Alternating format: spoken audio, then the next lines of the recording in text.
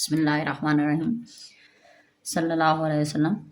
तो ये question number 2 का 5th पार्ट है। आपने सिंप्लीफाई करना है। ये गिवन क्वेश्चन आपको दिया हुआ है। तो पहले आप क्या करेंगे, 5 है, ये देखिए आपको 25 नज़र आ रहा है, तो आपने पहले इसे सिंप्लीफाई करना है, इसकी फैक्टराइजेशन करनी है।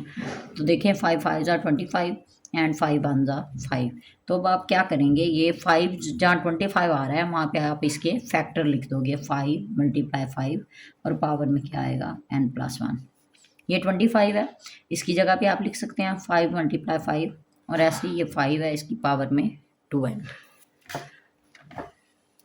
अच्छा, नीचे हमारे पास आ रहा है 5 और ये 5 की पावर में 2n+3 -25 है, यानी कि 5 × 5 पावर में क्या आ जाएगा n+1।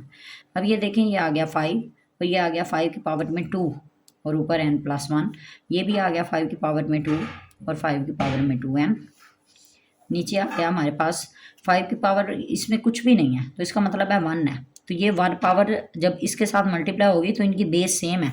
अगर दो नंबरों की बेस सेम हो और वो आपस में मल्टीप्लाई हो रहे हों तो ये रेडिकल फॉर्म में होता है। रेडिकल का फार्मूला होता है कि उसकी जो पावर है उनकी वो ऐड होती है।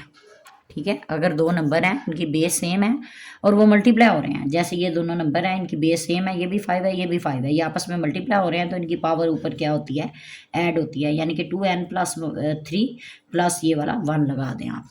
ऐसे ही 5 की पावर 2 है और पावर क्या है n+1। अब ये है 5 एज इट इज़, ये 5 की पावर आप 2n, ये 2 है, इसे मल्टीप्लाई कर दें n+1 से, इस पावर से।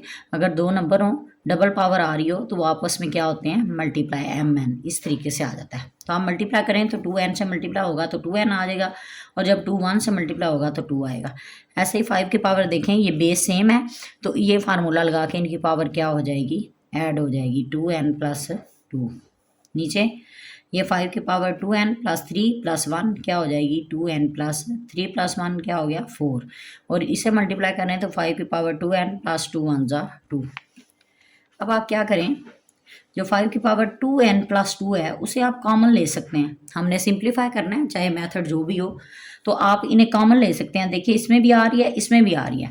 अच्छा, ये माइनस है तो माइनस या प्लस अगर आ जाए तो उससे पहले एक टर्म होती है और उसके बाद दूसरी, ऐसे ही अगर एक और आ जाए तो फिर वो तीसरी हो जाती है। तो ये माइनस दरमियान में आ रहा है तो एक टर्म ये है और दूसरी ये है, तो इन दोनों टर्म्स में से आपने इसे कॉमन लेना है 2n+2 को। तो जब आप फर्स्ट में से कॉमन लेंगे तो ये 2n+2 वाली, ये वाली सारी टर्म बाहर आ जाएगी और हमारे पास ये वाला 5 बचेगा। और जब इसमें से आप इसे कॉमन लेंगे तो इसकी जगह कुछ भी नहीं है, और अगर कहीं कुछ भी ना बचे तो उसकी जगह 1 होता है, आपने 1 ले लेना कॉमन। नीचे इनमें से भी 2n+2 कॉमन लेना है। अच्छा, ये देखें, ये 2n+4 है और ये 2n+2 है, तो इनमें से हमने 2n+2 को क्यों कॉमन लिया है, 4 को इसलिए नहीं कॉमन लिया क्योंकि 4 बड़ी अमाउंट है और 2 छोटी है। आप 4 में से इस 2 को माइनस कर सकती हो, लेकिन इस 2 में से आप 4 को माइनस नहीं कर सकते।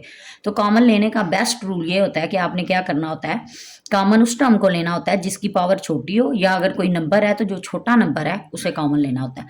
तो आप 2n+2 को कॉमन लें तो इसमें 2n बाहर आ जाएगा और ये 4 है, 4 में से आपने 2 निकालने हैं बाहर, तो 5 की पावर में 2 ऐसे ही रहेगा। ठीक है, या आपने 5 की पावर 2n+4 है तो इसमें से 2n+2 बाहर ले लिए, तो 5 की पावर में जो 4 है इसमें से 2 निकाला तो बाकी जो 2 था वो यहाँ अंदर आ गया माइनस। अब ये देखें 5 की पावर 2n+2 ही है, ये जब सारी बाहर आ जाएगी तो इसकी जगह कुछ नहीं बचेगा, दैट्स मीन इसकी जगह 1 है। ठीक है, अब आप देखें ये वैल्यू इससे कैंसिल हो जाएगी, तो 5 - 1 ऊपर आ गया 4 और नीचे 5 की पावर 2 है। इसका ये नहीं मतलब कि आपने 5 को 2 से मल्टीप्लाई करना है। अगर तो पावर इस तरीके से आए तो इसका मतलब है कि जो नीचे नंबर होता है उसे आप जितनी बार ऊपर पावर लिखी होती है उतनी बार मल्टीप्लाई करते हो। तो ऊपर 2 लिखा हुआ है तो 5 को आपने 2 टाइम मल्टीप्लाई करें तो 5 5 ज़ा क्या आ जाएगा 25। ये आएगा 25 - 1, तो हमारे पास क्या आएगा 4, और 25 में से 1 निकाल लें तो क्या होगा 24। इन्हें आप कैंसिल आउट हो सकते हैं, 4 1 ज़ा 4, 4 6 ज़ा 24, तो ये 1/6 इसका आंसर है। Thank you.